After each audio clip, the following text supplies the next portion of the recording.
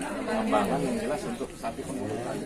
Untuk memastikan ketersediaan dan kualitas hewan kurban dalam kondisi baik, Satgas Kurban Banyuasin dibantu MUI Banyuasin dan Himpunan Dokter Hewan Sumsel mendatangi langsung lokasi kandang penjualan sapi di Kecamatan Banyuasin 1.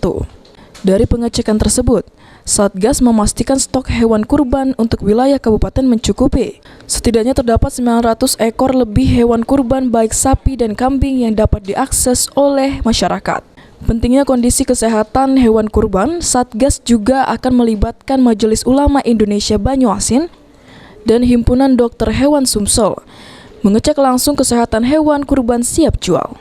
Dari pengamatan dokter hewan, tidak ditemukan penyakit membahayakan di hewan kurban yang terletak di Desa Duren Ijo, Kecamatan Banyuasin 1. Seperti penyakit antrak, leptospirosis, cacing hati belum ditemukan di 350 sapi yang berada di kandang milik Muji Arianto. Semua bisa hadir melihat pantauan sapi kurban yang akan didistribusikan kepada masyarakat yang membutuhkan. Jadi bisa dilihat dari kriteria sapi yang benar-benar layak untuk menjadi hewan kurban. Dari pemeriksaan semuanya terhindar dari penyakit? Kalau untuk penyakit, alhamdulillah dari sapi yang tersedia tidak ada yang terserang penyakit, hanya ada beberapa ekor, tidak banyak, itu yang belum memenuhi syarat untuk hewan kurban dari segi umur, rata-rata dari segi umur, walaupun dia sudah besar, dari timbangan sudah cukup, tapi umur belum mencukupin, dan juga dari gigi kita lihat juga belum memenuhi untuk syarat sebagai hewan kurban. Ketua MUI Banyuasin Syamsuri Hal berharap umat muslim untuk teliti dalam memilih hewan kurban sesuai ajaran Nabi Ibrahim dan sunnah Rasulullah SAW, yakni tidak cacat secara fisik, bebas dari penyakit, dan cukup umur. Kita siapkan harus memiliki kriteria. Di antaranya adalah yang pertama kata baginda Rasul harus jangan cacat.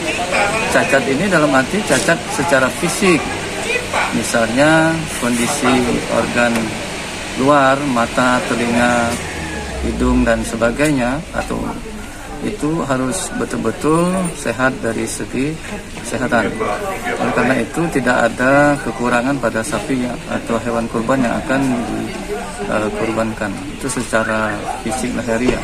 Yang kedua, dari segi umur, baginda Rasul menyatakan bahwa hewan yang kurban yang layak, yang sudah pantas untuk dikurbankan, itu harus berumur musinnah.